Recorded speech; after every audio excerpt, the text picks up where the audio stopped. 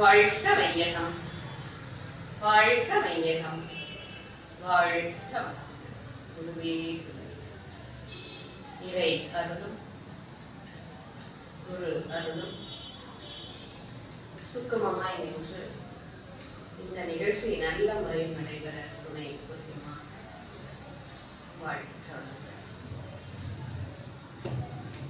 அருட்ஜோதி நிலையத்தினருக்கும் நேயர்களுக்கும் என்னுடைய முதற்கல் வணக்கத்தையும் வாழ்க்கையையும் தெரிவித்துக் கொண்டு இந்த நிகழ்ச்சிக்குள்ள போலாம். இன்னைக்கு நம்ம இந்த உலக சமாதான திட்டம் அப்படின்ற தலைப்புல கொடுத்துள்ள பாடல்களில 121வது பாடல் இயற்கையின் வேகம் அப்படின்ற பாடல், 122வது பாடல் விலை வலிந்த விளைவு அப்படின்ற 2 பாடல்களை பற்றியும் நம்ம சிந்திக்க போறோம். முதல்ல 121வது பாடல் இயற்கையின் வேகம். பாடலை நம்ம இப்போ பார்ப்போம்.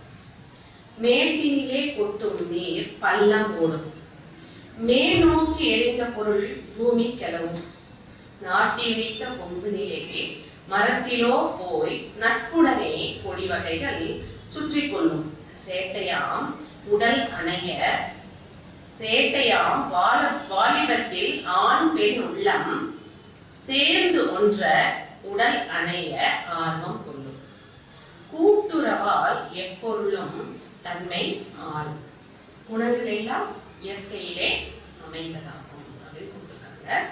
மற்றும் ஒரு முறை நம்ம இந்த பாடலை பார்ப்போம். மேட்டினிலே கொட்டும் நீர் பள்ளம் ஓடும், மேநோக்கி எரிந்த பொருள் பூமி கிளவும், நாட்டி வைத்த கொம்பினிலோ மரத்தினிலோ போய் நட்புடனே கொடி வகைகள் சுற்றி கொள்ளும், சேட்டையாம் வாலிபத்தில் ஆண் பெண் உள்ளம் சேர்ந்து ஒன்ற உடல் அணைய ஆர்வம் கொள்ளும், கூட்டுறவால் எப்பொருளும் தன்மை மாறும், உணர்வுகள் எல்லாம் இயற்கையிலே அமைந்ததாகும். இந்த இயற்கையின் வேகம், இயற்கை எப்படி இருக்கும், அதனுடைய வேகம் என்ன அப்படின்றது தான் இந்த பாடல்ல நம்ம கொடுத்துருக்காங்க ஐயாவுங்க. இயற்கையின் வேகம் அப்படின்னு சொல்லும் பொழுதே நமக்கு இயற்கையின் தன்மை என்ன அப்படிங்கிறது தெரியும். இயற்கையின் தன்மை என்ன அப்படின்னா அது சற்று கூட விலகி இருக்காது. அதனுடைய செயல்களை அது சரியான முறையில் சரியான விதத்தில் பிழையின்றி செய்து கொண்டிருக்கும். மனிதனானவன் 6 அறிவு சிந்தனை படைத்த மனிதனானவன் எவ்வளவோ பிழைகள் செய்கிறான். ஆனாலும் அவனுக்கு எந்தவித பிழையும் இல்லாமல் அவன் செய்யக்கூடிய செயலுக்கு ஏற்ற விளைவை பிழையின்றி கொடுப்பது இயற்கை. அது மட்டுமல்ல, இயற்கையிலிருந்து வரக்கூடிய பஞ்சபூதங்களான காற்றிலோ அல்லது நீரிலோ அல்லது நெருப்பிலோ எந்த ஒரு பொருள் நாம் எடுத்துக்கொண்டாலும் இவற்றில் இருந்து இவற்றுடைய செயல்களில் இருந்து அது இம்மிய அளவும் விசையாமல் அதனுடைய செயலை அது சரியான முறையில் செய்து கொண்டுதான். ஆனால் மனிதனாக பிறந்த நாம் 6வது அறிவு எதற்கு நமக்கு இரையாற்றல் கொடுத்துள்ளது என்ற சிந்தனையே இல்லாமல் நாம் மேலும் மேலும் தவறுகளை இழைத்துக் கொண்டு இருக்கின்ற காரணத்தால் தான் நம்முடைய வாழ்க்கையில் துன்பத்தையே அனுபவித்துக் கொண்டிருக்கிறோம். நன்மை வேண்டும் என்று நினைத்தாலும் நாம் செய்யும் செயலுக்கேற்ற விளைவு நமக்கு துன்பமாகவே கிடைத்துக் கொண்டிருக்கிறது. அப்ப அந்த இயற்கையின் வேகத்தின்படி நம்ம வாழ வேண்டுமா அப்படின்னு நம்ம கொஞ்சம் சிந்திக்கணும் இல்லையா? எல்லாத்தையுமே இயற்கையின் வேகத்தின்படி வாழ்ந்தோம் அப்படின்னா நமக்கு நன்மையே அப்படின்னு சிந்திக்கும் பொழுது இயற்கையின் வேகம் நம்மை சோதிப்பதற்காக கூட சில செயல்களை கொடுத்திருக்கிறது. அப்ப நமக்கு 6வது அறிவு படைத்த மனிதன் சிந்தித்து செயல்படும் நேரத்தில் சிந்தித்து செயல்பட வேண்டும். அதான் இந்த இயற்கையின் வேகம் என்பது நமக்கு கொடுத்தது. இப்ப நம்ம விலகி செல்ல வேண்டுமா இயற்கையின் வேகத்திலிருந்து, அல்லது ஒன்றி செல்ல வேண்டுமா அப்படின்னு நம்ம யோசிக்கும் பொழுது நம்ம வாழ்க்கையின் பெரும் பகுதியை நம்ம எப்படி செலவழித்துட்டு இருக்கோம் அப்படின்னா இயற்கையோடு ஒத்துதான் வாழ்ந்துட்டு இருக்கோம். மனிதனுடைய வாழ்க்கையே தான், சமுதாயம், இயற்கை என்ற 3 இணைப்பில தான் இருக்கு அப்படின்றது நமக்கு எல்லாருக்கும் தெரியுது. அப்ப இயற்கையின் வேகத்தோடு நம்ம எப்படி செல்ல வேண்டும் அப்படின்னு பார்த்தோம்னா நமக்கு நல்ல சீரான வாழ்வு, துன்பம் இல்லாத வாழ்வு வேணும் அப்படின்னா இயற்கையோடு ஒட்டி வாழ்ந்தோம் என்றால் தான் முடியும் அப்படின்றது நமக்கு எல்லாருக்கும் தெரியும். இப்ப இயற்கைக்கு முரணான வாழ்ந்தவர்கள் அப்படின்னு நம்ம யோசிச்சோம் அப்படின்னா, இயற்கை என்ன வேகத்துல போதோ அந்த வேகத்தை விட்டு விலகி முரணான வேகத்தில் அவர்கள் வாழ்ந்திருக்கிறார்கள் என்றால் அவர்கள் எல்லாம் என்னத்தான் அனுபவிச்சாங்க அப்படின்னு நம்ம ஆராய்ச்சி பண்ணா துன்பங்கள் மட்டுமே அவர்கள் அனுபவித்திருக்கிறார்கள். ஒண்ணுமே இல்லைங்க. தினமும் நாம சாப்பிடுறோம். நம்ம சாப்பிடுறத நம் பசிக்காக நம்ம சாப்பிடுறோம், நம் உடல் ஆற்றலுக்காக நம்ம சாப்பிடுறோம். அந்த உண்ணக்கூடிய உணவானது 7 தாதுக்களாக மாறி நம் உடலில் செலுத்துகிறது. அந்த நாம் சாப்பிடுறது உணவு மட்டும்தான். நம்ம வாய்க்குள்ள போடுறோம், நல்லா மென்னு நம்மளுடைய உமிழ்நீரோடு சேர்த்து அதை முழுங்குறோம், தொண்டை வழியா இறங்குவதை வர நமக்கு தெரியும். அதற்கு அப்புறமா என்ன நடக்குதுன்றது நமக்கு தெரியாது. ஆனால் நாம் ஒரு கவலை உணவு உண்கிறோம் என்றால் அந்த ஒரு கவலை உணவு நம் உடலில் போய் 14 நாட்கள் வரை நம் உடலுக்கு வளர்ச்சிக்கும், நம் உடலில் உள்ள உறுப்புகளுக்கு வளர்ச்சிக்கும், உறுப்புகளை உற்பத்தி செய்யவும் அது பயன்படுத்தப்படுகிறது. அப்ப அந்த உணவு 14 நாட்கள் வரை நம் உடலுக்கு தேவையான ஆற்றலை கொடுக்கிறது. அப்ப கெட்டு போயிடுமா இந்த உணவு? சிந்திக்கணுமா இல்லையா? 14 நாள் வரை நம்ம சாப்பிட்ற உணவு இருக்கா நம்ம உடலுக்குள்ள? நம்ம சாப்பிட்ட உடனே அன்னைக்கு நைட்டும் மறுநாளும் வெளியே வந்துடுதே, மரமான வெளியே விட்டுடுறோமே அப்படின்னு நம்ம நினைக்கலாம். நாம் உண்ணும் உணவு சில ரசாயன மாற்றங்களை நம் உடலில் ஏற்படுத்தி தேவையில்லாத கழிவுகளை மட்டுமே வெளியேற்றுகிறது. மற்றவை அந்த ரசாயன மாற்றங்களை ஏற்படுத்தி நல்ல நிலையில் உடல் இயக்கத்திற்காகவே அதை அது உபயோகப்படுத்தி கொடுக்கிறது. அப்ப இதெல்லாம் நம்மால செய்ய முடியுமா? சிந்திக்கணுமா இல்லையா? நம்மால எதையுமே செய்ய முடியாது. உணவை மென்று விழுங்கத்தான் முடியும், தொண்டை வரை அதற்கு நம் உணர்வு இருக்கு. அதற்கு பிறகு நடப்பவை அனைத்துமே கடவுளுடைய செயல், இயற்கையின் செயல். அப்ப அந்த இயற்கையின் வேகம் எப்படி செய்கிறது என்பது நமக்கு தெரியும். ஏன்னா விலங்குகள் கூட, ஒரு சிங்கமோ புலியோ இருக்கு, அதற்கு பசி என்ற உணர்வு ஏற்படுகிறது என்றால் அது போய் ஒரு மிருகத்தை துரத்திக்கிட்டு போகுது. அதுக்கு அந்த மிருகத்தை துரத்த போகும் பொழுது அந்த மிருகம் நம் உடலுக்கு, நம் பசிக்கு போதுமா என்ற உணர்வு அதுக்கு தெரியும். ஆனால் அடித்து அதை உயிர் போன பிறகு இழுத்து கொண்டு வருகிறது. இழுத்து கொண்டு வந்து அது என்ன பண்ணுது அப்படின்னா அதனுடைய பாகங்களை சிறிது சிறிதாக உண்ண முற்படுகிறது. அப்படி சாப்பிடும் பொழுது அந்த பசி உணர்வு முடிந்தவுடன் அந்த விலங்கு அப்படியே விட்டுட்டு போயிடும்.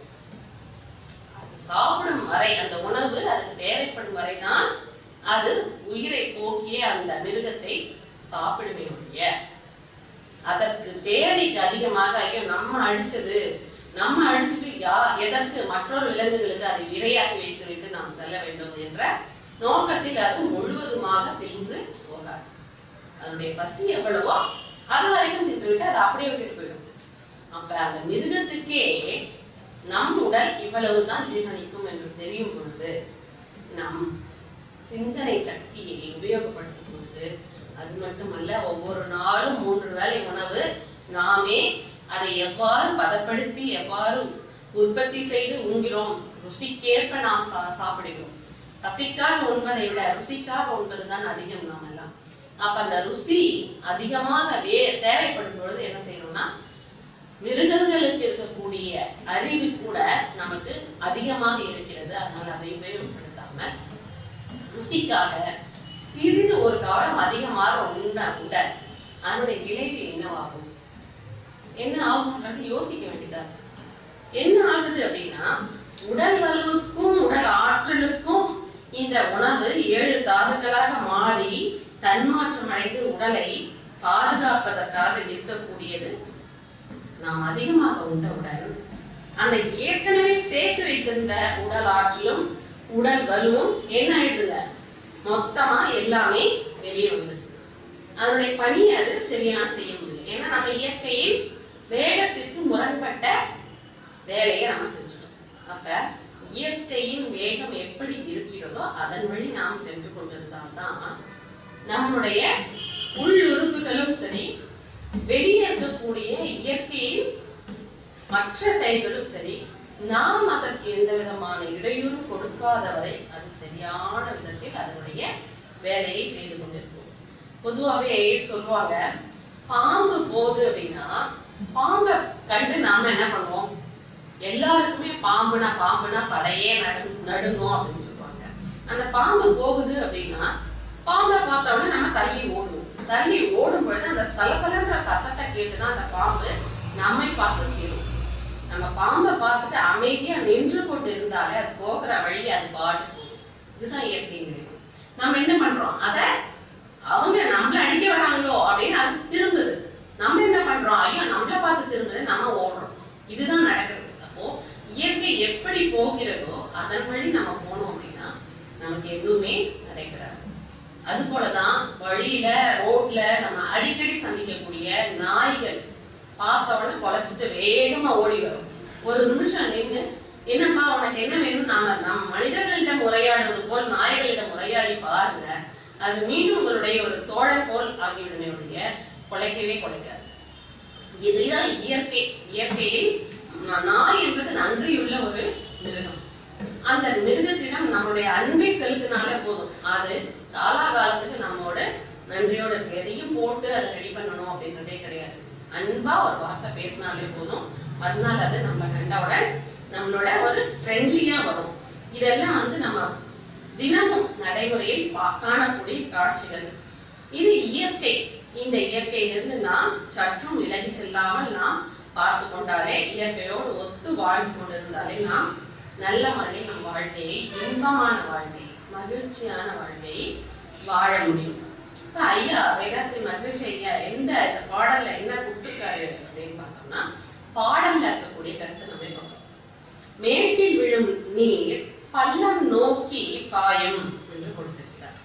அப்ப எந்த, அதாவது கொஞ்சம் ஒரு படி இருந்ததுன்னா கூட அந்த படியில மழை தண்ணி விழுந்ததுன்னா உடனே கீழே இறங்கி போயிடும்.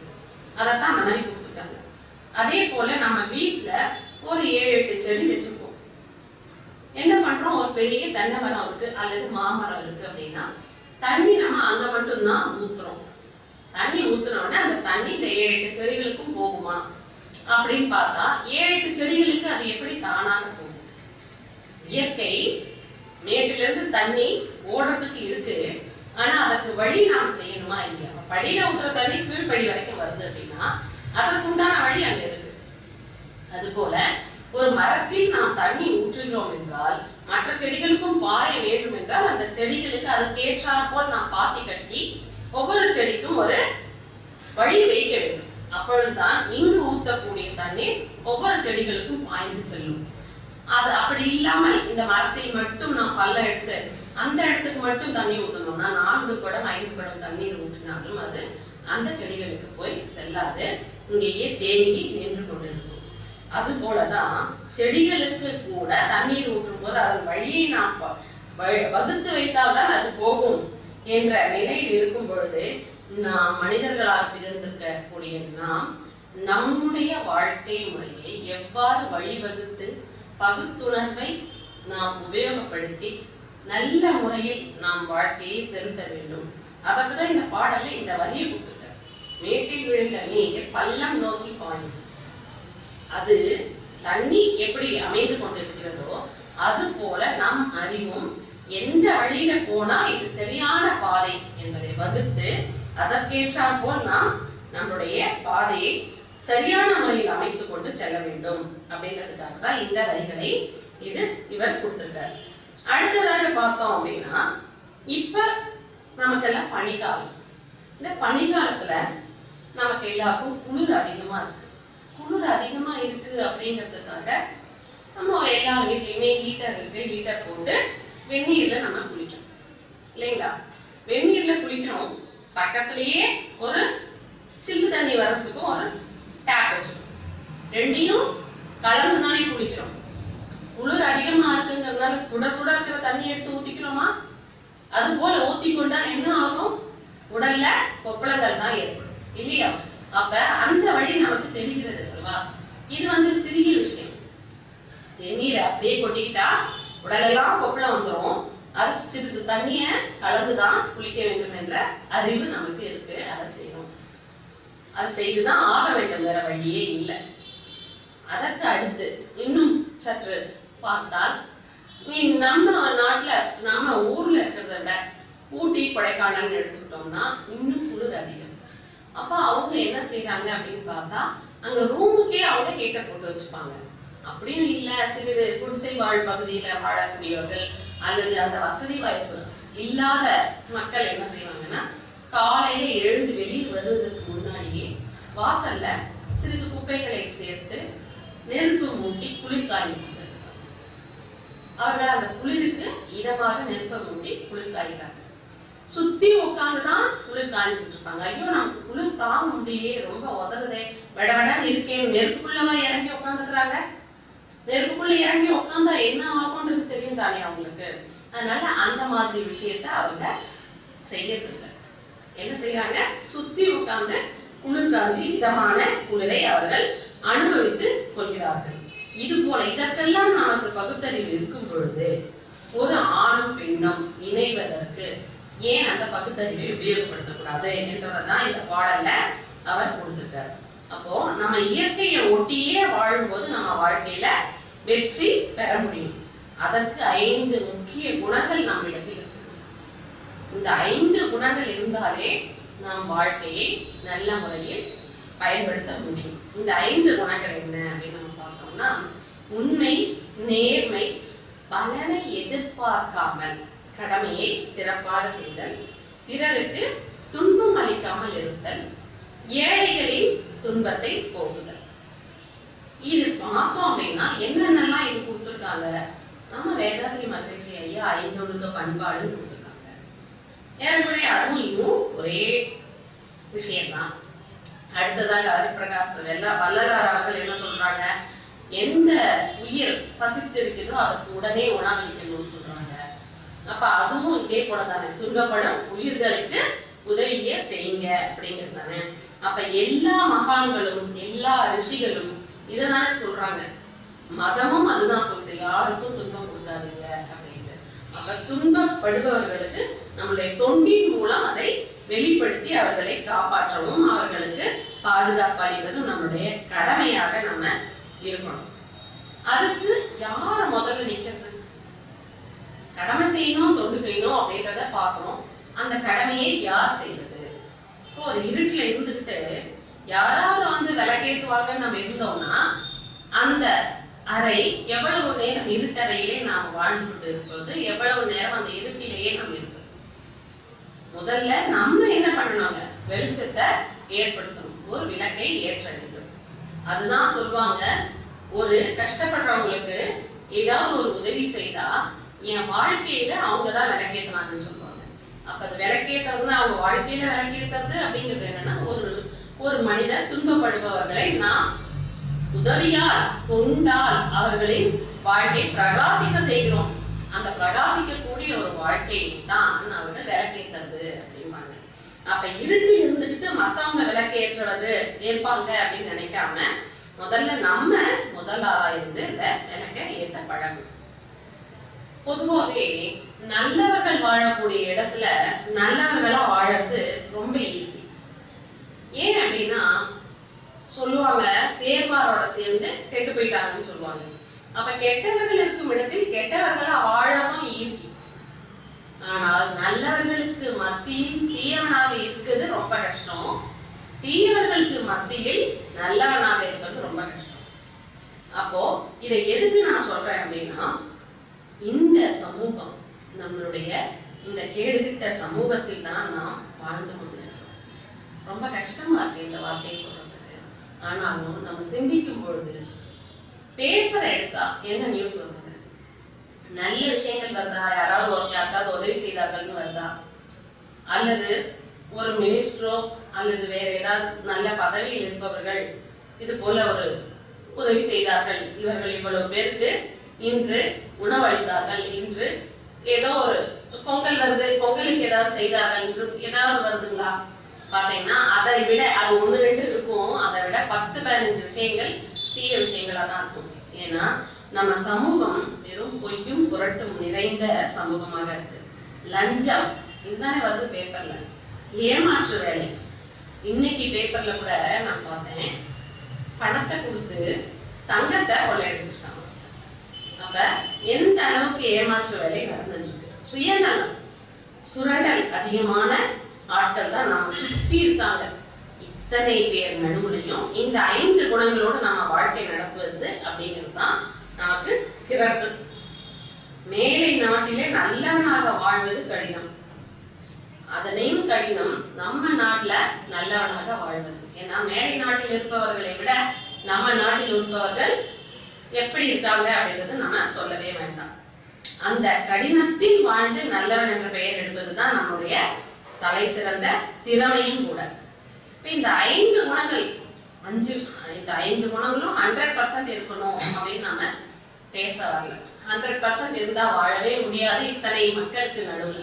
ஏன்னா நம்மை சுற்றி இருப்பவர்கள் எப்படிப்பட்டவர்கள் திரும்ப திரும்ப நம்ம அதை பத்தி ஆராய வேண்டாம். அட்லீஸ்ட் இந்த 5 குணங்களும் 80% நம்ம கடைபிடித்து வாழ்ந்தாலே இந்த வாழ்க்கையை சிறப்பான வாழ்க்கைய நல்ல முறையில எல்லா நலனும் பெற்று நம்ம வாழ முடியும். அப்ப அது போல வாழணும் அப்படின்னா நம்ம பின்பற்றி நாம அந்த 80% அளவுக்கு இந்த 5 குணங்கள் வாழ்ந்தோம் அப்படின்னாலே நம்ம வாழக்கூடிய வாழ்க்கை சிறப்பான வாழ்க்கையாக இருக்கும். அதை பார்க்கக்கூடிய பிறர் நம்மை பார்த்து நம்மோடு சேர்ந்து அவர்களும் இந்த வாழ்க்கையை பின்பற்றி வாழ முயற்சி செய்வார்கள். அப்ப நீங்க நல்ல வழியிலே தொடர்ந்து சென்று கொண்டிருக்கிறீர்கள், மற்றவர்களுக்கு உதாரணமாக உங்களுக்கு சிம்மாசனம் அளிப்பார்கள் அப்படின்னு கொஞ்சம் கொஞ்சமாக உங்களை சுற்றி இருப்பவர்கள் எல்லாம் என்ன பண்ணுவாங்க, தானாகவே திரும்பி விடுவார்கள். துடிப்புள்ள உண்மையுள்ள 100 இளைஞர்களை கொடுங்கள், இந்த நாட்டின் எதிர்காலத்தை மாற்றி காட்டுகிறேன் அப்படின்னு சுவாமி விவேகானந்தர் சொல்லியிருக்கார். அப்ப இளைஞர்களால் மட்டுமே எதையும் சாதிக்க முடியும் அப்படிங்கிறது அவருடைய ஒரே குறிக்கோள். இப்போ நாம் ஏன் அந்த இளைஞர்களுக்கு நடுவில் ஒருவராக இருக்கக்கூடாது? மனிதனுக்கு பகுத்தறிவும் 6வது அறிவை இறைநிலை கொடுத்திருக்கு. அதை நாம் நல்ல முறையில் பயன்படுத்தி வாழ முயற்சி செய்ய வேண்டும். அதை விட்டு 5 அறிவு விளங்கினாலாக நாம் ஏன் மாற? 6வது அறிவு அப்படிங்கிறது மனிதனுக்கு மட்டும்தானே. இந்த சிரிப்பும் சிந்தனையும் யாருக்கு இருக்கு அப்படின்னா மனிதனுக்கு மட்டும்தான். ஆனால் 5 அறிவு விலங்கினங்களாக தான் நம்ம இப்ப வாழ்ந்துட்டு இருக்கோம். எதுக்கு எடுத்தாலும் பிறரை சாடுவது, பிறரிடம் கோபப்படுவது, இதெல்லாம் விலங்கினங்களுடைய செயல். அது போல இல்லாமல் எதை நாம் ஒரு மனிதன் மாற்ற வேண்டும் என்றால் மனிதனுக்கு 6வது அறிவு என்ற சிந்தனை சக்தி இருக்கிறது. எனவே அந்த சிந்தனை திறனை ஊக்குவித்து அவனுக்கு நம்மால் முடிந்த அறிவுரையை எடுத்து சொல்லி அவனை மாற்ற முயல வேண்டுமே ஒழிய விலங்கினங்களோடு குணங்களாகிய அவன் மீது கோபப்படுவதோ அவனை தூற்றுவதோ எந்த விதமான அவனை தந்திரமாக அவனை மாற்றலாம் அப்படின்னு சொல்லிட்டு ஏதாவது ஒரு தந்திரமான செயல், அது நரியின் செயல், அது போல எல்லாம் நாம ஒருவரை மாற்றவே முடியாது. நீங்கள் ஒரு வழி தந்திரமாக ஒரு வழி செய்தால் அவர் வேறு ஒரு வழியில் அதே மாதிரி தந்திரம் செய்து நம்மை மாற்ற முயற்சி செய்வார். எனவே சிந்தனை சக்தியை, அறிவை பயன்படுத்தி அறிவுரையை கூறி மட்டுமே ஒருத்தரை மாத்திக்க நம்ம முயற்சி செய்ய வேண்டும்.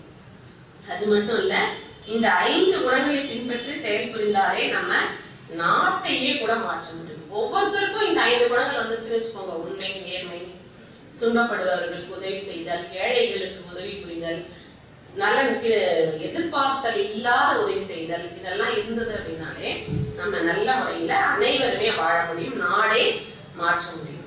இப்ப இயற்கையோடு ஒன்று இயற்கையின் வேகத்தோடு அதனுடைய வழியில வாழ்ந்தா நம்ம மேலை நாடுகளில், அதாவது பணக்கார நாடுகளிலிருந்து நாம் கடன் வாங்குவதற்கு பதில் அவர்களுக்கு நாம் கடன் கொடுக்கும் நிலை நம்ம வாழ்க்கையில உருவாக்கி கொள்ள முடியும். அந்த அளவுக்கு நம்முடைய வாழ்க்கையை தரம் மிகுந்ததாகவும் குணம் மிகுந்ததாகவும் அமைத்துக் கொள்ள முடியும். நாமும் உயர்ந்து நம் சந்ததிகளும் உயர்ந்து இந்த சமுதாயமும் உயர்ந்தால் நாடும் நல்ல நிலையில் தரமுள்ள நாடாக உயர்ந்து ஏன் உலக சமாதானம் அப்படிங்கிறது கூட நம்மை நெருங்கி கொண்டுதான் இருக்கிறது. நம் கண்ணு கிட்ட கூடிய தூரத்துலதான் இந்த உலக சமாதானமும் அமைந்திருக்கு. கூடிய விரைவில் உலக சமாதானம் நம்மை நோக்கி வந்து கொண்டுதான் இருக்கிறது. நாம் எதிர்பார்த்து கொண்டுதான் இருக்கிறோம். உலகிலேயே பெரிய பணக்காரர், கம்ப்யூட்டர் உலகில் முடிசூடா மன்னனாக வாழ்ந்தவர் யாருங்க? அமெரிக்க இருக்கக்கூடிய அமெரிக்க பில் கேட்ஸ். அப்போ அவருடைய நிறுவனத்துல பாத்தீங்கன்னா எத்தனை நாட்டில் இருக்கக்கூடிய சிறந்த வல்லுநர்கள், திறமை மிக்கவர்கள், கம்ப்யூட்டர் திறமைசாலிகள் வேலை செய்யறாங்க. எல்லா நாட்டுல இருந்தும் அவர் ஆள் எடுத்திருக்காரு. உலகம் முழுவதும் அவருடைய கம்பெனில வேலை செய்யறாங்க. ஏன்னா கம்ப்யூட்டருக்கு அவர் தான் ஒரு மூளை போல செயல்பட்டு இருந்தவர். அப்ப அப்படி செயல்பட்டு இருந்தவர் அவரு எல்லாருடைய திறமையும் ஆராய்ந்து அவர் ஒரு விஷயத்த சொல்லியிருக்காரு. South Indians are the most intelligent people on earth அப்படின்னு சொல்லியிருக்காரு. எவ்வளவு ஒரு பெருமை பாருங்க. South Indians are the most intelligent people on earth அப்படின்னு கொடுத்திருக்காரு. அதாவது உலகத்திலேயே அறிவு கூர்மை மிக்கவர்கள் தென்னிந்தியர்.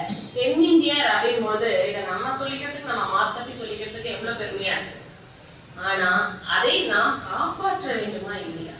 இந்த பெருமையை மட்டும் நம்ம நாடு நம்மலாம் தென்னிந்தியர்னு மாத்தப்பி சொல்வதை விட பெருமையா நினைக்கிறத விட காலாகாலத்துக்கும் நம்ம இந்த சொல்லை காப்பாற்றி வாழ வேண்டுமா இல்லையா? ஏன் இந்த நாட்டுக்கு மட்டும் இவ்வளவு பெருமை இருக்கு அப்படின்னு பார்த்தா, பெரிய பெரிய மகான்களும் மகர்ஷிகளும் பிறந்த பூமி இது.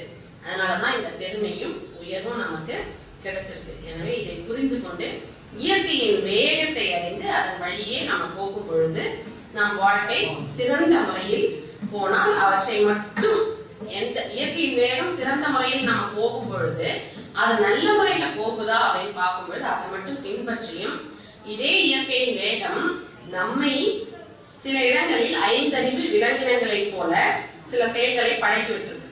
நமக்கே தெரியாது இந்த செயல் எப்பேற்பட்டது, இந்த செயல் 6 அறிவு மனிதனுக்கா அல்லது 5 அறிவு விலங்கினங்களை போல நமக்கும் படைத்திருக்கா அப்படின்னு. கடவுள் இறை ஆற்றலும் நம்மை சோதிப்பதற்காக சில செயல்களை சரியான முறையில் படைத்துள்ளது. சில செயல்களை சற்று குறைவாக 5 அறிவு விலங்கினங்களை போல செயல்புரியும்படி கொடுத்திருக்கிறது. அதை நாம் சிந்தித்து 5 அறிவு விலங்குகளை போல செய்யாமல் 6வது அறிவை, சிந்தனை சக்தியை உபயோகப்படுத்தி செய்ய வேண்டும் என்பதற்காக, நம்மை சோதிப்பதற்காகவே இறைநிலை இது போன்ற சில செயல்களை கொடுத்திருக்கிறது. எனவே இயற்கையின் வேகமானது மேற்றில் கொட்டும் தண்ணீர் போலவும், அருகில் இருக்கும் கம்பையோ மரத்தையோ ஒரு கொடி சுற்றி மேலே எழும்புவது போலவும், பருவகால ஆணும் பெண்ணும் உள்ளங்கள் ஒன்றிணைந்து இணைவதுங்கிறது இயல்பு. ஆனால் சமூகத்தில் ஒழுக்க பழக்க வழக்கங்கள்லாம் இருக்கு, சில கட்டுப்பாடுகள் இருக்கு. ஆண் பெண்ணில் வரும் ஒன்றிணைவதற்கு அந்த மனோவேகமும் மனோவேகத்தையும் ஒட்டிய செயல் வேகமும் தடைப்படுவது ஓரளவில் தான். நீரை தேக்கி கட்டி இருந்தாலும் அந்த கரை தாங்கும் அளவே அது தடையாகவும் தகர்க்கும் விதத்திலையும் அமைந்ததாக இருக்கு. ஒரு தண்ணிய நம்ம ஒரு இடத்துல சேர்த்து வைக்கிறோம் அப்படின்னா அது எவ்வளவு நேரம் வரைக்கும் சேரும். ஆனா அதையும் மீறி அது சில நேரங்கள்ல பிச்சுக்கிட்டு போகும். அது போலதான் ஒரு ஆண் பெண்ணின் உணர்ச்சி இருக்கும். அந்த உணர்ச்சி தகர்ந்தெடுத்து போகாமல் இருப்பதற்கு தான் இந்த பாடலை இவர் இவ்வளவு விளக்கமாக நமக்கு கொடுத்திருக்கார். அப்போ ஒன்றோடு ஒன்று பிணைந்தால்தான் ஒன்று விளையும் என்பது இயற்கை. அதனால உலக அறிவாளிகள் ஆண் பெண் இயல்பு அறிந்து, அவர்களுடைய நட்பின் விளைவறிந்து, அவர்களுடைய ஒழுக்கத்தை காப்பாற்றி நல்ல நிலையில் காலம் நேரம் வரும் வரை காத்து நாம் அதை எப்பொழுது நமக்கு கிடைக்குமோ அதுவரை பொறுத்திருந்து நம்முடைய செயல்களில் சரியான செயல்களை செய்து நம் வாழ்க்கையில் நல்லதே நினைத்து வாழ வேண்டும் என்று கூறி இதோடு இந்த பாடலை நான் நிறைவு செய்து கொள்கிறேன். அடுத்ததாக 122வது பாடலுக்கு செல்வோம்.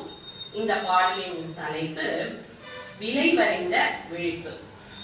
இந்த பாடல் என்ன சொல்லுது அப்படின்னு பார்ப்போம். விறகதனை வாங்குகின்றோம் எரிப்பதற்கே, வேண்டிய போது அல்லாது நெருப்பின் பக்கம் மறதியினாலும் வெய்யும். அதுபோல் ஆண் பெண் மனமாகாமல் நெருங்கி விடக்கூடாது.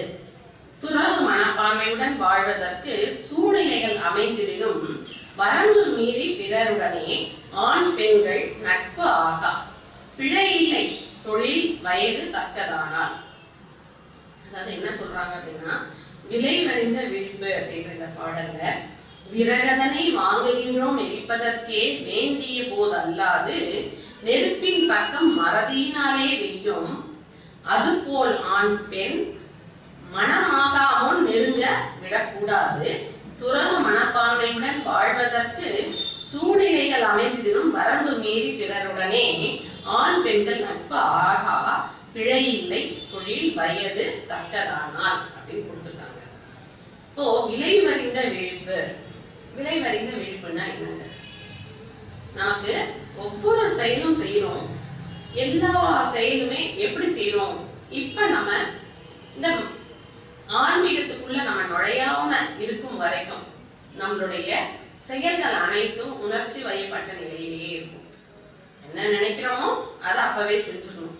செஞ்சு முடிச்சாதான் ஒரு பெரிய திருப்தி இல்லைங்களா? அப்ப ஒரு செயல் செய்யறோம் அப்படின்னா அந்த செயல்ல என்ன நடக்கும் என்ன நடக்காது இதை பத்தி எல்லாம் சிந்திக்கிறது இல்ல, செஞ்சு முடிச்சிருவோம். செஞ்சு முடிச்ச உடனே இதை பெருமையா அதை சொல்லிப்போம், அப்பாடா நான் நினைச்சேன் அந்த வேலையை முடிச்சிட்டேன் அப்படின்போம். ஆனா அந்த வேலை முடிந்தவுடன் அதனுடைய விளைவு நல்லதாக இருந்ததுன்னா, நல்லதாக அமைந்ததுன்னா நமக்கு எல்லாருக்குமே சந்தோஷம், நம்மை சுற்றி இருப்பவர்களுக்கும் சந்தோஷம். அதுல ஏதாவது ஒரு சிறிய தவறு நம்மால் நடைபெற்று அதனுடைய விளைவு துன்பமாக இருந்ததுன்னு வச்சுக்கோங்க, நமக்கு மட்டுமல்ல அடுத்தவர்களுக்கு கூட. உடனே நம்ம என்ன பண்றோம்? ஐயோ அவசரப்பட்டு நானு இந்த வேலையை செஞ்சுட்டேன் போல இருக்கு அப்படின்னு யோசிப்போம். அந்த யோசனை செய்து முடித்தவுடன் வருவதற்கு முன்பாகவே இந்த செயலை செய்தால் இந்த விளைவு வரும் என்பதை நாம் சிந்தித்து அதன்படி செய்தோம் அப்படின்னா அதுதான் விலை வரிந்த விழிப்பு அப்படின்னு அர்த்தம். அப்ப அது போல சிந்தித்து செயல்படக்கூடிய ஒவ்வொரு செயலும் தான் சரியான விளைவை தரக்கூடிய இன்பத்தையும் மகிழ்ச்சியும் நமக்கு தரும். இப்ப நம்மகிட்ட இருக்கக்கூடிய பெரிய தவறை நம்ம சிந்திக்காம அவசரப்பட்டு செய்யக்கூடிய செயல்கள் தான். அதனாலதான் நம்மளுடைய செயல்கள் எல்லாமே விபரீதமான செயல்களாகவே முடிந்து போய்விடுகிறது. எந்த ஒரு செயல் செய்யும் போதும் சிந்தித்து விளைவை ஆராய்ந்து எந்த விதமான பாதிப்பும் இடையூறும் இல்லாத விளைவை பார்த்து செயல் செய்ய வேண்டும். அதுபோலதான் உறவினர்களையும் பொருட்களையும் கூட நம்ம பெருகிட்டு இருக்கோம். நமக்கு ஒரு உறவினர் இருக்காங்க அப்படின்னா அவர்களோட வச்சுக்க மாட்டோம். அவர்களுடைய சம்பந்தி அவர்களுடைய சொந்த மொத்தம் எல்லாரையும் நம்ம வீட்டுல ஒரு சின்ன ஃபங்க்ஷன் அப்படின்னா நம்மளால ஒரு 50 பேர் அவ்வளவுதான் முடியும் அப்படின்னா, இல்லைங்க அவங்க தப்பா நினைச்சுப்பாங்க, இவங்க தப்பா எத்தனை பேர் கூப்பிடுறோம், 50 பேர் கணக்கு போட்டா 100-150 பேருக்கு வந்துருவாங்க. அப்ப என்ன ஆகுது? நமக்கு எல்லாத்துலயுமே கொஞ்சம் பிரச்சனைகள் உருவாகுதா இல்லையா? இட பற்றாக்குறை, அவர்களை கவனிக்க முடியாத ஒரு நிலை, அவர்களுக்கு உணவு பரிமாறக்கூட முடியாத ஒரு நிலை, எல்லாவற்றிலுமே நமக்கு துன்பம் ஏற்படுகிறது. அப்ப நம்ம கணக்கு பண்றோமோ அதுதான் விலை வரிந்த விழிப்பு. நம்ம என்ன பிளான் பண்றோமோ அந்த பிளான் எப்படி இருக்கோ அதன்படிதான் நம்ம செயல் செய்ய வேண்டும். அதை போல ஒரு செயல் செய்யும் பொழுதுதான் நமக்கு துன்பம் இல்லாத ஒரு நிலையில நம்ம இருக்க முடியும்.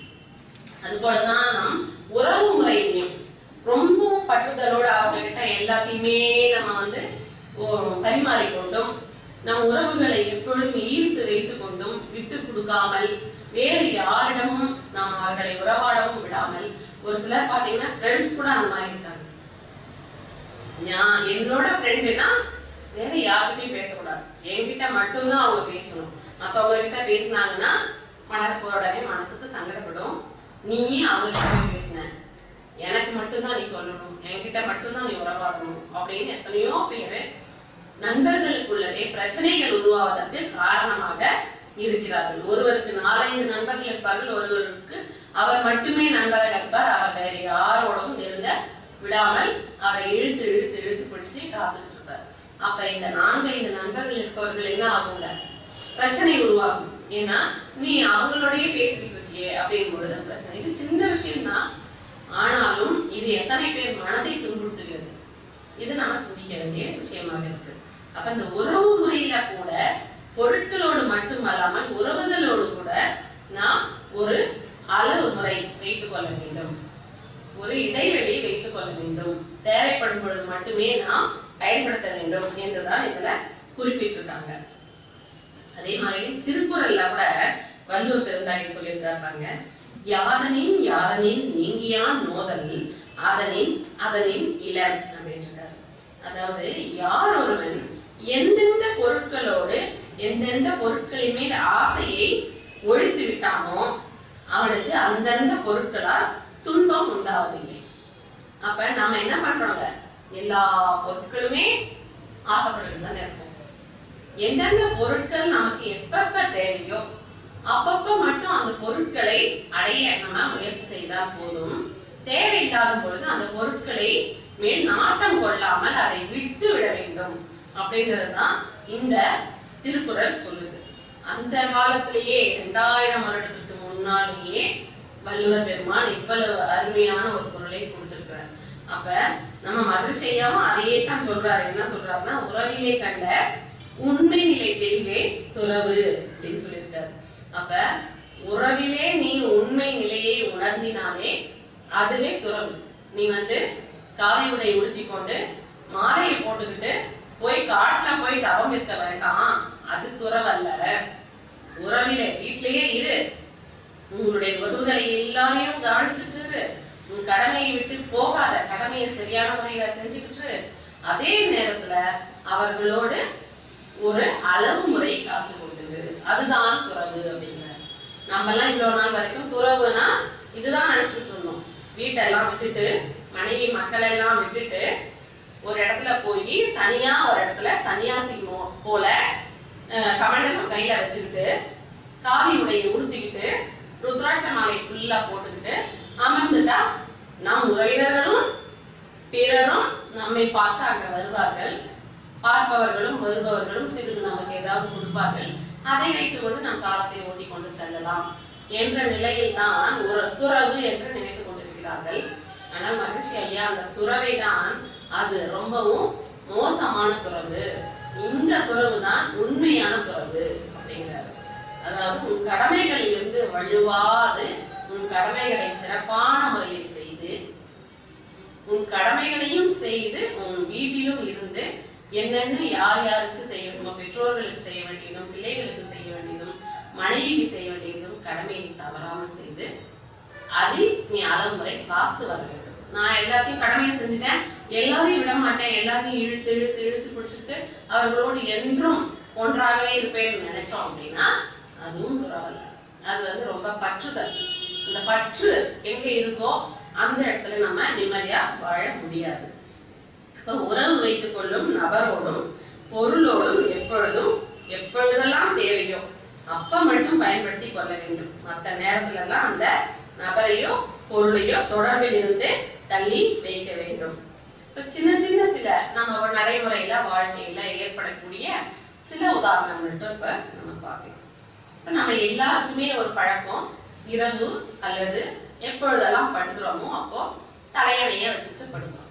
அந்த தலையணை நம்ம வீட்டுல இருக்கக்கூடிய 4 நபர்களோ 5 நபர்களோ இருந்தால் 5 நபர்களுக்கும் 5 தலையணை இருக்கும் இல்லையா? அந்த 5 தலையணையும் நாம் 5 பேர் தான் யூஸ் பண்ணுவோம். அதிலும் கணவன் மனைவி 2 குழந்தைகள் பெரியவர்கள் மாமனாரும் மாமியாரும் இருக்கிறார்கள் என்றால் கணவன் மனைவி கூட அவர்கள் ஈருயிர் ஓர் உடல் போல வாழ்பவர்கள். ஆனாலும் தலையணையை மாற்றி வைத்துக் கொண்டாலே பிரச்சனை வந்துடுங்க.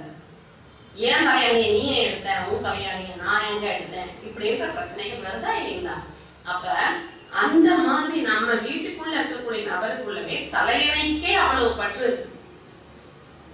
சரி, அந்த மாதிரி தலையணைக்கு பற்று வச்சுக்கிறோம், தலையணையை மாற்றி வைத்தால் நம்ம சண்டை போடுறோம்.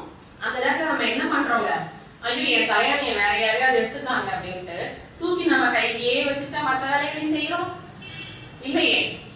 அது பெட்ரூம்ல இருக்குன்னா பெட்ரூம்ல தானே அந்த தலையணையை வச்சுடுறோம்.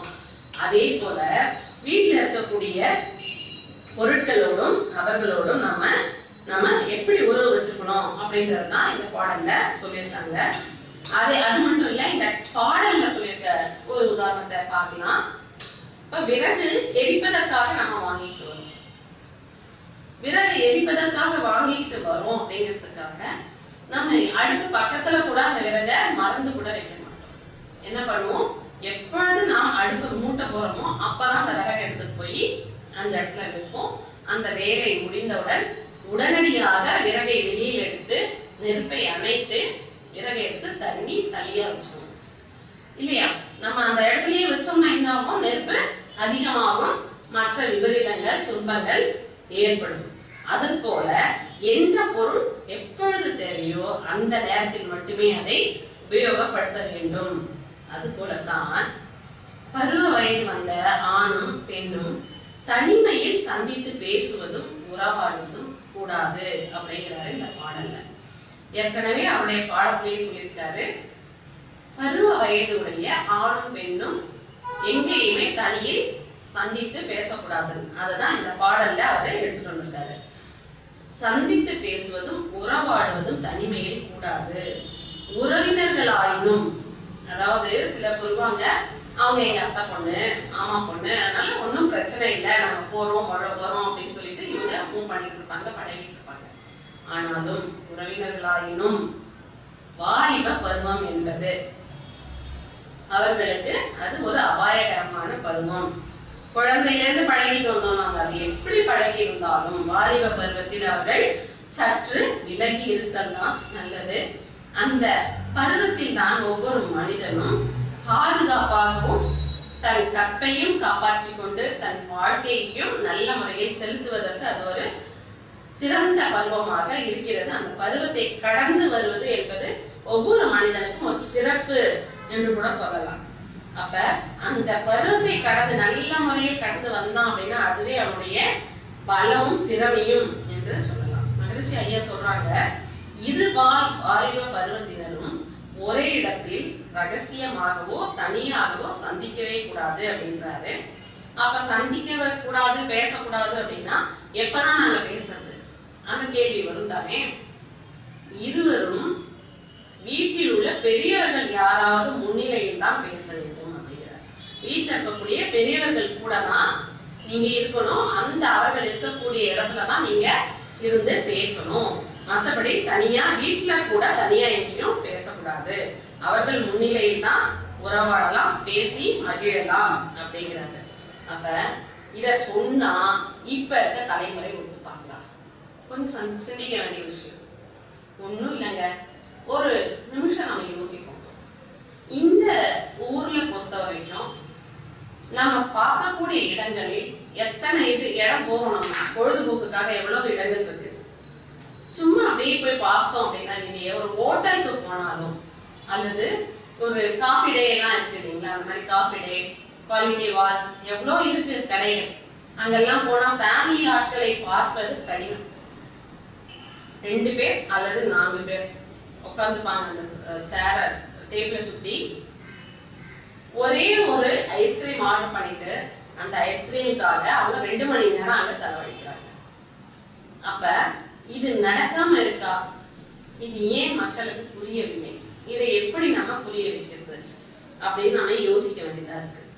அது மட்டும் இல்ல, இந்த அரசாங்கம் எவ்வளவோ பொழுதுபோக்காகவும் இப்ப எங்க பார்த்தாலும் பார்க்கு, எங்க பார்த்தாலும் நடைப்பயிற்சிக்காக அழகா கல்லெல்லாம் போட்டு அழகா கொடுத்துருக்காங்க. அந்த வயதானவர்கள் அமர்ந்து ஓய்வெடுப்பதற்காக சேர் எல்லாம் போட்டுருக்காங்க. இது யார் உபயோகப்படுத்துகிறார்கள் என்று பார்த்தால் அதிகமாக இந்த வாலிப வயது பிள்ளைகள் தான் உபயோகப்படுத்துறாங்க. நம்ம வாக்கிங் போகும்பொழுதும் சரி, பொழுதுபோக்குக்காக பெரியவர்கள் கூட வயதானவர்கள் கூட சிறிது நேரம் காலாறு நடந்து அங்க போய் உட்காரலாம்னு பார்த்தா உட்காரத்துக்கே இடம் இருக்காதுங்க அந்த பெஞ்ச்ல. இவங்கதான் இடத்த அடிச்சுட்டு இருப்பாங்க. ஒரு 2 பேர் அந்யோன்யமா உட்காந்து பேசிக்கிட்டு இருக்காங்க பொழுது அங்க போய் ஒரு பெரியவர்கள் உட்கார முடியுமா? அவர்கள் எவ்வளவு சங்கோஜப்படுவாங்க. அப்ப இதெல்லாமும் நம்ம வாலிப பிள்ளைகள் செய்யக்கூடிய நிறைய தவறுகள் இந்த பூங்காக்களில், கடற்கரைகளில், பொழுதுபோக்கு இடங்களில் நடந்து கொண்டுதான் இருக்கிறது. இந்த கூட்டம், இள வயது காதலர்கள் கூட்டம் எங்க பார்த்தாலும் இருக்கு. அதுலயும் அவர்கள் சிறிது கூட சங்கோஜமே இல்லாம எப்படி இருக்காங்கன்னு பார்த்தோம்னா, நம்ம பார்க்கும் பொழுது அங்க ஒரே ஒருத்தர் உட்கார்ந்துருக்க மாதிரியே இருக்குங்க. ஆனா 2 பேர் இருப்பாங்க. அப்ப எந்த அளவு நெருக்கத்தில் அவர்கள் அமர்ந்திருக்கிறார்கள். இது நம்ம பார்க்கும் பொழுது, பிற பார்க்கும் பொழுது அவர்களை நம் வயிறே பத்தி எரியும். ஐயோப்பா எப்படி இருக்காங்க இவங்க, இவங்க ஆபீஸ் போயிருப்பாங்க, அவங்க அம்மா அப்பா நினைச்சிட்டு இருப்பாங்க, காலேஜ் போயிருப்பாங்க நினைச்சிட்டு இருப்பாங்க, இது போல ஒரு அமக்கலம் பண்ணிட்டு இருக்காங்க இந்த பிள்ளைகள் அப்படின்னு நம்ம எவ்வளவு கஷ்டப்படுறோம். அப்ப அந்த நிலையெல்லாம் மாறி நல்ல நிலையில வாழ வேண்டும் என்பதற்காக தான் இந்த பாடலை ஐயா கொடுத்திருக்காங்க. அப்ப எவ்வளவு வசதி வாய்ப்புகள் இருந்தாலும், எவ்வளவு வசதி வாய்ப்புகள் இல்லாமல் இருந்தாலும், இந்த வாலிப பிள்ளைகள் தன்னுடைய இச்சைகளை இடம் கொடுக்காம நல்ல நிலையில அவர்கள் வாழ்க்கையை நடத்தி செல்ல வேண்டும். அதற்கு இந்த விளைவறிந்த விழிப்பு அப்படிங்கிறது ரொம்ப முக்கியம். இப்போ நம்ம அனைவருமே எல்லாருமே கனவின் மூலம் தான் வாழ்ந்துட்டு இருக்கோம். கனவு காணுங்கன்னு சொல்லியிருக்காரு அப்துல் கலாம் கூட. ஆனா அந்த கனவிலேயே விழிப்பு நிலை இருக்கணும். சுவாமி விவேகானந்தர் சொல்லிருக்காரு, எழுந்திருங்கள், விழித்திருங்கள், உங்கள் இலக்கை அடையும் வரை நிற்காதீர்கள் அப்படிங்கிறார். Arise, awake and stop not till your goal is reached அப்படிங்கிறார்.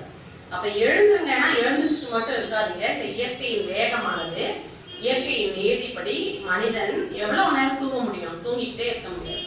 ஆனா தூங்கினவன் எழுந்திருப்பான், விழிப்புணர்வோட இருப்பானா அப்படின்னு நம்ம சிந்திச்சோம் அப்படின்னா அந்த விழிப்புணர்வு அப்படிங்கிறது மக்களுக்கு மிகவும் குறைவு. அதனால விழிப்புணர்வோடு மட்டுமே இலக்கை நாம் அடைய முடியும். அதனால விழிப்புணர்வோடு இருக்க வேண்டும். தூக்கத்திலிருந்து எழுந்துட்டு விழிப்புணர்வு இல்லை அப்படின்னா நம்ம செய்யக்கூடிய செயல்கள் அனைத்தும் தூக்க கலக்கத்தோடு செய்வதாக தான் இருக்கும். இப்ப வாழ்க்கையை பொறுத்த வரைக்கும் நீங்க எதை அடைய விரும்புகிறீர்களோ அது உங்கள் கண்களில் தெரிய வேண்டும். அது கனவாக இருந்தாலும் அதன் முழு வடிவமும் உங்கள் கண் முன்னே தெரிந்து கொண்டிருக்க வேண்டும். எட்டாத இடத்திலோ காண முடியாத தூரத்திலோ இருக்கக்கூடாது. நம்ம இலக்கை அடையணும்னா அதை நோக்கிதான் நம்ம செல்ல வேண்டும். முயற்சி திருவினை ஆக்கும் அப்படின்னு அந்த காலத்திலேயே சொல்லி வச்சிருக்காங்க. அது அனுபவத்துல கண்ட உண்மை. நம்ம என்னதான் பண்ணாலும் நம்ம சோர்ந்து போகக்கூடாது. பெற்றோர்கள் பிள்ளைகளுக்கு இவ்வளவு திறமைகளையும் இவ்வளவு வசதி வாய்ப்புகளையும் கொடுத்திருக்கிறார்கள். ஆனால் இந்த பிள்ளைகள் படித்து ஒரு வயது வந்தவுடன் அந்த பருவத்தில் அவர்கள் மாற்றி விடுகிறார்கள். அந்த மாற்றத்தை ஏன் அவர்கள் ஏற்படுத்திக் கொள்கிறார்கள் என்றால் அவர்களுக்கு இந்த சிந்தனை சக்தி இல்லை. இந்த சிந்தனை சக்தி நமக்கு இவ்வளவு வசதி வாய்ப்பு கொடுத்த பெற்றோர்கள் ஏன் நமக்கு ஒரு நல்ல வாழ்க்கை துணை, இறுதி வரை நம்மை நடத்தி செல்லக்கூடிய ஒரு வாழ்க்கை துணை அமைத்து கொடுக்க மாட்டார்களா என்ற ஒரு சிந்தனை இருந்திருந்தால் அவர்கள் இது போன்ற தேவையில்லாத நடவடிக்கைகளில் அவர்கள் யாரும் ஈடுபட மாட்டார்கள். அந்த சிந்தனை இல்லாத ஒரு காரணம் இந்த வாலிப பருவம், வயது வேகம் அவர்களை இது போன்ற தேவையில்லாத தீய நடவடிக்கைகளில் ஈடுபட வைக்கிறது. அது அதிகமாக இந்த காலத்து பிள்ளைகள் துன்பத்தில் தான் அடைகிறார்கள். துன்பத்தை தான் அடைகிறார்கள். யாரும் இன்பம் அடைவதாக இல்லை. 10 பேர் அந்த மாதிரி இருக்காங்க அப்படின்னா ஒரு 2 பேர் வாழ்க்கையில நல்ல முறையில அமைஞ்சிருக்காங்க.